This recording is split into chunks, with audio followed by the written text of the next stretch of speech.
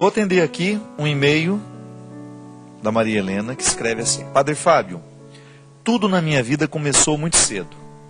Aos 17 anos me casei, aos 18 veio um filho, primeiro, 37 anos a primeira neta, e muitos outros problemas nasceram a partir de tudo isso. Meu filho, com apenas 18 anos, namorou uma moça com 27, que logo engravidou e não deu certo. A menina mora comigo, hoje tem 16 anos, nós a criamos com muito carinho, sempre com muito amor e respeito. Estuda no melhor colégio da cidade e estamos passando por um problema bem difícil, a cada dia se agravando mais. Uma menina com 16 anos falando em suicídio, diz que não acredita em Deus, foi batizada, fez primeira comunhão, crisma, mas não quer ir mais à igreja, não quer saber de amizade com ninguém, não fala com ninguém, sai de casa somente para ir ao colégio. É uma ótima aluna, estudiosa, está no 3º ano do ensino médio, fala fluentemente inglês, está estudando espanhol.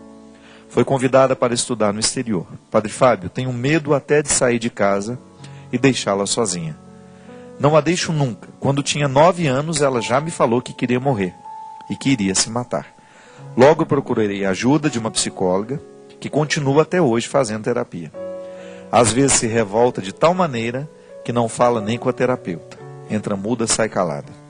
Sempre fala que ama muito a todos nós, mas eu sinto, padre, que a revolta é grande parte pela falta da mãe, que aparece quando quer. É muita preocupação, muita ansiedade e medo que ela faça o pior. Gostaria muito que o senhor pudesse me ajudar com uma orientação, como devo agir. Sinceramente, já não sei mais se estou fazendo o certo. Por favor, me ajude. Helena, minha filha, você tem um problema que não é tão simples de ser refletido, porque existem muitos aspectos daquilo que hoje você conta, que você fala, que a gente desconhece. Agora, um fato que a gente precisa considerar. O que falta para essa menina é um pouco o sentido da vida, E quem é que nos dá o sentido da vida? É a história. O sentido da vida não é uma coisa que cai do céu. A gente vai assumindo aos poucos. O sentido é como se nós pudéssemos falar do elemento fundamental que faz com que uma construção fique de pé. No caso, nós temos um alicerce, que foi programado para fazer com que as paredes pudessem parar. O sentido na vida da gente funciona assim. Para que a gente dê conta dos ventos, para que a gente dê conta das situações difíceis. Se eu tenho um sentido para a minha vida, se eu sei o porquê viver, as dificuldades que farão parte do meu processo, do seu e de todos nós que estamos assistindo o programa, essas dificuldades serão vencidas à medida que houver este sentido.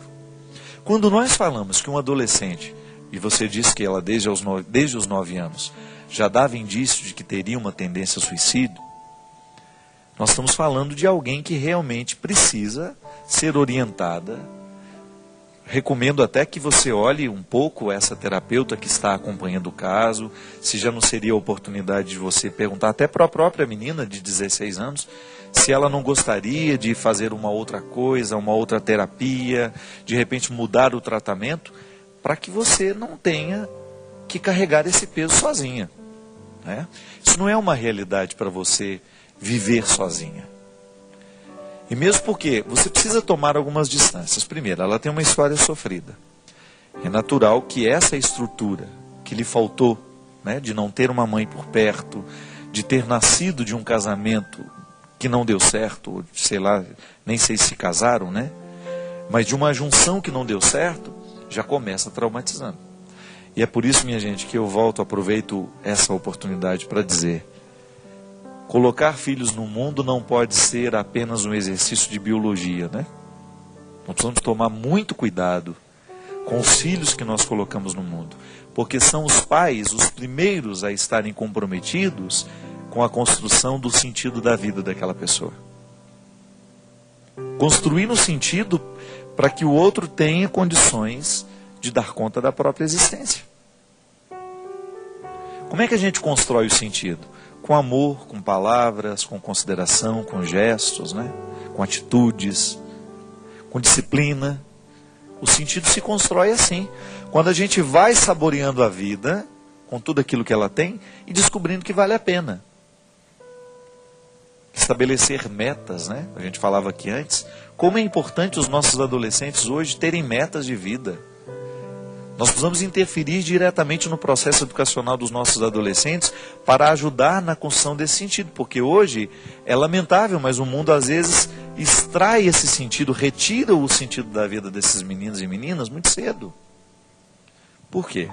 Por causa do jeito como a gente vive. A própria maneira como eles estão contextualizados na sociedade, né? Muitas vezes tão permissiva, tão irresponsável, tão descomprometida. Então a sua neta não é por acaso. Tratá-la hoje, dos problemas hoje, requer olhar um pouco para a história que ela viveu e tentar descobrir o que dessa história está muito ferido para a gente tentar reconstruir hoje. Quem sabe chamando a mãe dela, tentando uma reaproximação, quem sabe. Nunca é tarde para ser mãe, né? Nunca é tarde para ser filho. E como essa necessidade é vital, nós vamos morrer com necessidade de mãe. É impressionante isso. De vez em quando, né, o barco balança demais. Qual é o primeiro nome que a gente grita? Ô, minha mãe. Faço até um parênteses, né? Por isso que a devoção mariana é tão forte dentro da igreja. Porque o amor a Maria nos supre dessa carência, dessa necessidade de acreditar que Deus é mãe. Estou dizendo que Maria é deusa. Eu estou dizendo que, ao ter a oportunidade de me dirigir a uma mulher que está próxima de Deus, eu o farei sempre. Por quê? Porque é bom confiar na mãe. É um amparo existencial. A mãe representa na nossa vida este amparo existencial. É por isso que, por mais emancipada que esteja a mulher hoje, nos dias de hoje, trabalhando, alcançando um espaço na sociedade, o que eu acho justíssimo, a gente nunca pode esquecer que a mãe, ela exerce um papel na vida do filho que é fundamental. Ah, é diferente do pai? É mais especial que a relação com o pai? Não sei. O que eu sei é que é definitiva. A relação com a mãe é a primeira segurança que nós temos na vida. É o primeiro vínculo que nós temos na vida. Então, se a criança perde isso muito cedo, é natural que ela sofra de inseguranças, né? Nós já falamos aqui em outros momentos, a psicologia nos ensina que a distância que um recém-nascido sofre quando a mãe se ausenta, a criança não sabe lidar com o tempo ainda. Eu sei o que significam 15 minutos. Se alguém fala para mim assim, padre, eu estou indo ali, daqui 15 minutos eu volto. Eu sei o que isso significa. Uma criança não. A relação que a criança tem com o tempo é afetiva. E a relação afetiva não racionaliza que em 15 minutos a mãe estará de volta.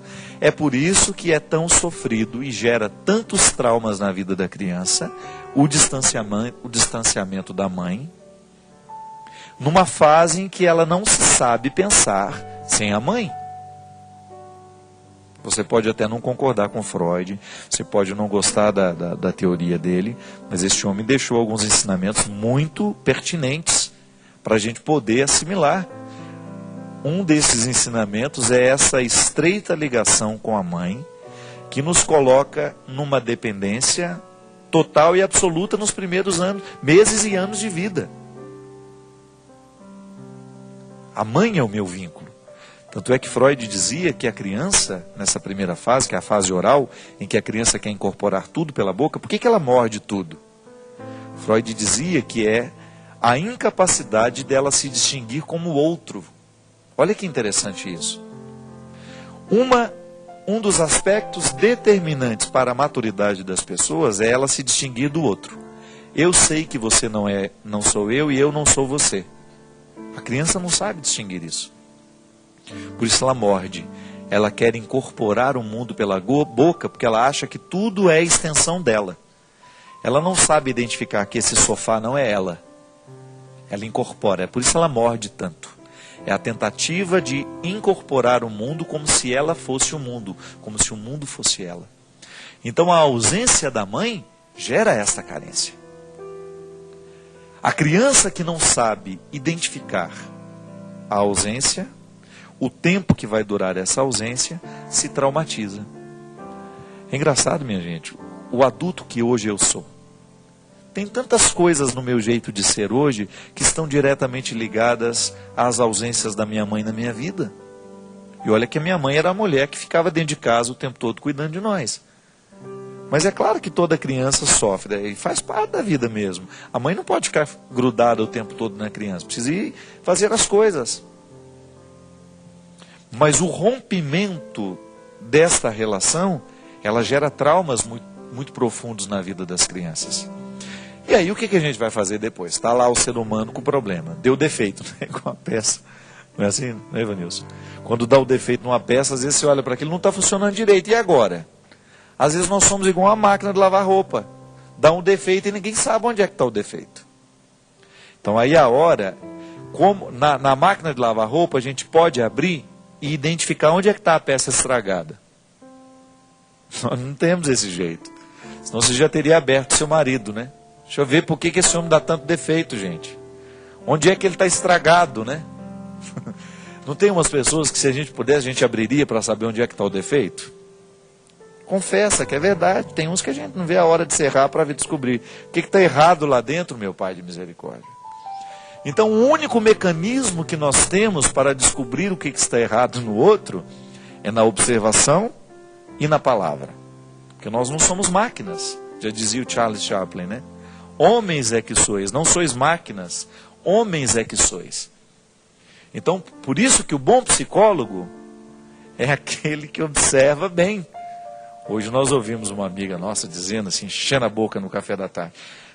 Se eu fosse meu psicólogo, ninguém daria conta de mim. Né, Lourdinha? Ela falou que era um excelente observador. É verdade, o bom psicólogo é aquele que observa. Por quê? É observando que você vai descobrir onde é que está a peça que está dando defeito. Aí é na convivência, na palavra, na intimidade. Grito não resolve. Não adianta você gritar com essa menina, que ela precisa viver, que ela precisa gostar da vida. Não.